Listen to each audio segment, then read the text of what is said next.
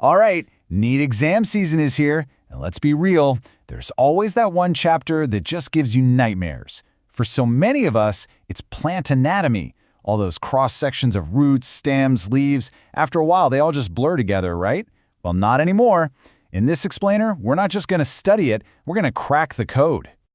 Just take a look at these diagrams. A little confusing, yeah? This is the exact problem we're about to solve. For good.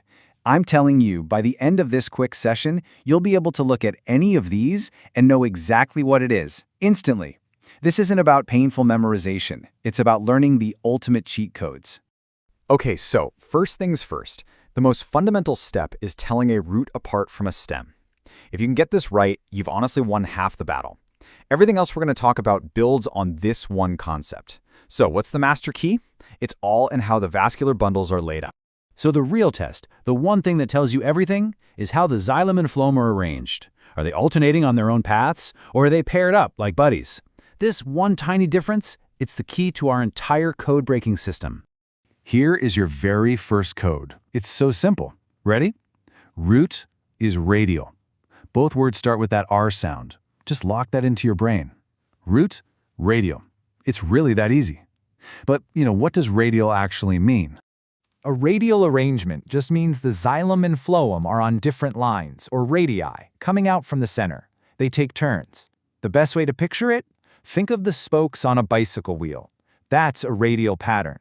You'll see a xylem spoke, then a phloem spoke, then xylem again, all separate. Okay, so what about the stem?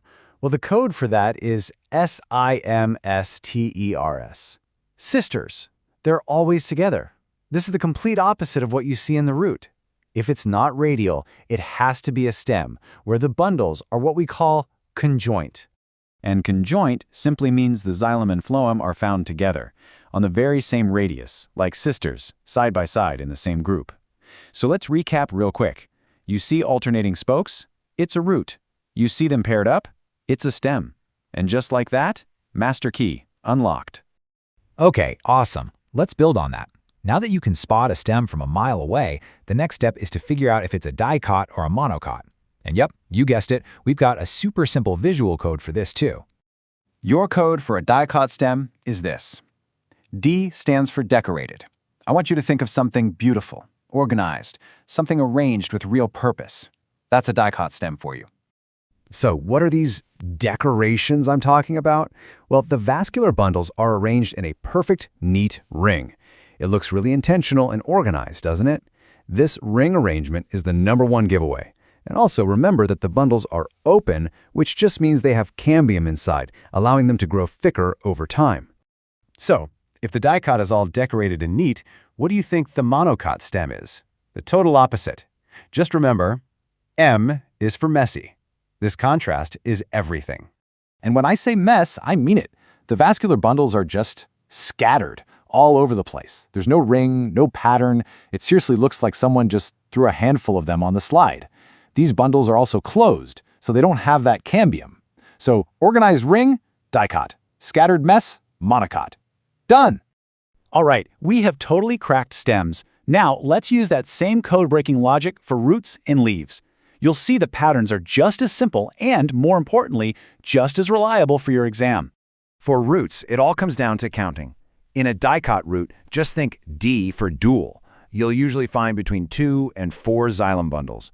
But in a monocot root, the mono here ironically means many. You'll see a polyarch condition, which means way more than 6 xylem bundles. And hey, here's a pro tip. This one is super important for NEET. Look at the pith right in the center. If it's large and obvious, it's a monocot root. If it's tiny or you can barely see it, dicot root. Believe it or not, identifying leaves is even easier. For now, forget all the complex internal stuff. Just focus on one simple thing. Where are the stomata? Those little pores that let the leaf breathe? In a dicot leaf, remember this. D is for down. Most of the stomata are on the bottom surface of the leaf. Now why is that? It's actually pretty smart. The top surface gets hit with direct sunlight, and if it had a bunch of pores there, the plant would lose way too much water. It's a simple survival tactic. So what about a monocot leaf? Well, just remember that the prefix iso means equal. that's your clue. The stomata are distributed pretty much equally on both the top and the bottom surfaces. This is because a lot of monocot leaves, like grass, grow straight up, so both sides get about the same amount of sun. Equal sun equals stomata. Makes sense, right? Okay, we're at the final level, secondary growth. This is the process that makes woody stems and roots get thicker over time. It can seem a little complicated, but it really just breaks down into two parts: the outer protective layer, the periderm, and the wood itself. To remember the layers of the periderm, all you have to think P. The first P, right in the middle, is the phloem. Think of it as the generator, or the cork cambium. It produces the second P, phloem, which is the cork, to the outside. And it produces the third P, pheloderm, to the inside. That's it. P. Generator, outside, inside. And what about the wood? This one's even easier. Heartwood is literally in the heart, or the center. It's dead, it's dark, and its main job is just mechanical support. Sapwood? Well, that's where the sap flows. It's the living, lighter-colored wood on the outside that's actually conducting all the water. So, dead center for support, living outside for transport. Wow, okay, we have covered a lot, and we did it fast, so let's bring it all together. This next slide, this is your ultimate cheat sheet. Seriously, take a screenshot, write this down, and I guarantee you will not get these questions wrong again. Here it is. Let's do a lightning round. Root is radial. Stem is sisters. Dicot stem is decorated. Monocot stem is messy. Dicot root has dual xylem bundles. Monocot root has many. Dicot leaf stomata are down, monocot leaf stomata are equal. These 8 little phrases, they are all you need to know. And that's really what it all comes down to. Plant anatomy isn't actually that hard. It's just a system with its own set of rules. Once you have the codes, all the patterns just become obvious. You've basically just learned the language. So let's go all the way back to that very first question. Looking at those diagrams now, they don't seem quite so confusing anymore, do they? You don't have to guess, you don't have to hope. You have the code, you can solve it. Now go and ace that exam.